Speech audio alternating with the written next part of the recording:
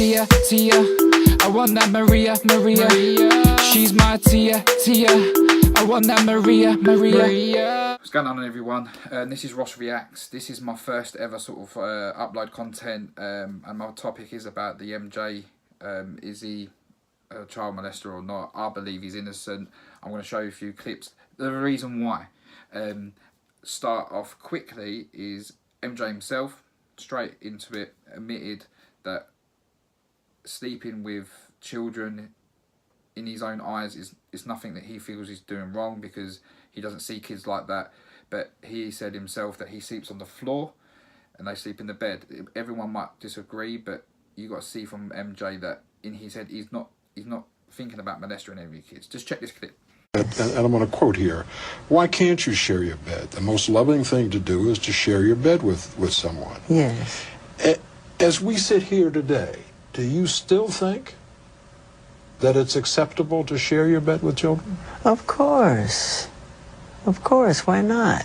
If you're going to be a pedophile, if you're going to be Jack the Ripper, if you're going to be a murderer, it's not a good idea. That I'm not. That's how we were raised. And I didn't sleep in the bed with the child. Even if I did, it's okay. I slept on the floor. The next clip is mind-blowing, because check Ron Newt's interview from a few years ago about being offered $200,000 to say MJ touched his kids. And this is the biggest producer that's worked with Joe Jackson and who's spent loads of times over Neverland. Check this clip.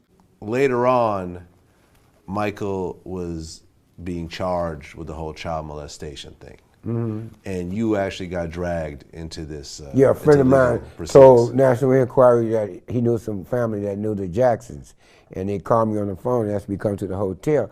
Now, me being a player from the Himalayas, I said, I'm going to go and see what they're talking about, so I could take the information back to Mike and Johnny Cochran. So I go down and I said, yeah, what's happening? So they said, yeah, well, I said, well, they said, what I'm here for? I said, I'm here to help Michael. Oh, they said, oh, no, we don't, that ain't what we want with you. We heard it that your boy spent nights at the house. We want to know if Michael tampered with him. I just picked him up or touched him in any kind of way. If he did, we got $200,000 for you. I said, huh? I had just got out of prison. I said, man, I can't do that. Can't tell no lie like that. I ain't doing that. So you can watch the full link on YouTube. You'll see some more in-depth of that conversation. One thing I do want to point out is that Ron Newt obviously said when he was over the Neverland Ranch, because obviously he found out down the line that he was, why he was working with Joe Jackson, MJ's father. I think they was related, cousin, second cousin, I can't remember what it was. But yeah, he's spending time over there. Ron Newt himself took a photo of his own boy coming out of the swimming pool. And obviously then they come forward, I think National Inquiries again, saying about if they could use that photo against MJ, saying that he's the one taking photo of kids on underwear. It shows you, didn't it? So everything's motivated by money. The next clip I'm going to show you is the last one.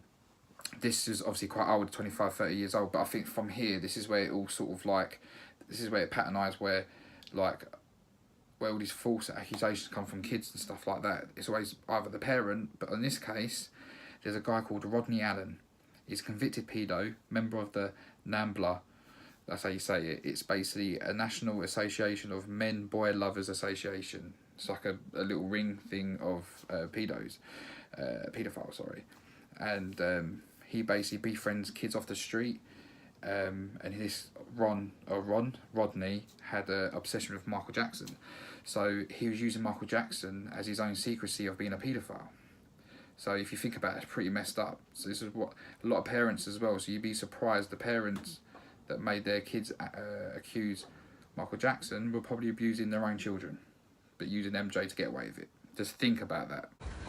But there was one thing I didn't tell the boy. I didn't tell him that for the last year, I'd been getting Michael Jackson-related letters from his same small suburb in Canada. The letters were supposedly from other young boys who also claimed that they had been molested by Jackson. Two of the letters even included pictures of the boys. Well, someone was behind all this, but still, there was no sign of the man who'd sent us the original video statement of the boy. No sign of John Templeton. There's a Detective Campbell downtown. He doesn't know your name. He doesn't know anything yet. Okay. but he's waiting to see us. Want to go? Yeah. From the very beginning, the boy never asked us for money, and he repeatedly said he didn't want any money from Michael Jackson either. So what was his motivation? Well, he said it was simple. He said he wanted justice.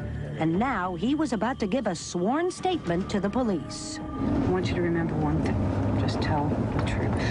All right. We delivered the boy to the Toronto Metro Police Headquarters, where detectives from the Sexual Assault Unit had been waiting for us. I understand you want to speak to me, and that's okay. We're going to go upstairs and you can talk to me. Okay. Okay? Yeah. For 6 solid hours, police questioned the boy, took his sworn statement. He told them just what he'd told us, that superstar Michael Jackson had molested him. I found it fairly believable, too. While the boy talked with police, we continued our investigation. We had to find this John Templeton. So we drove out to the Toronto suburbs to check out the return address from the videotape he'd sent us. That's when we ran into somebody we knew. What the hell is going on? Okay, Diane, let me explain something to you. Say hello to John Templeton, only his real name is Rodney Allen. We've known about Rodney for a long time. Right after the Michael Jackson scandal first broke, he was on the phone to us claiming that another Jackson family member had molested him years ago. Rodney has never offered any solid proof of this claim. He appeared to be a man bent on revenge. And Rodney admitted he was the one who'd been writing me all those letters. I care about this one kid who gave me all sorts of information about Neverland, about Havenhurst, about Disneyland, about Michael Jackson's body. Where did he get all that information? He got it from me. You planted all this stuff in this kid's head. I didn't plant it in his head. He was asking questions. I answered them the best I can. I told him what I could tell about the place. Because I want Michael to face it. So this kid is a A1, #1 liar. Professional. The whole story was a scam. A Toronto street kid meets a man obsessed with the Michael Jackson case, and the result could have been an international scandal.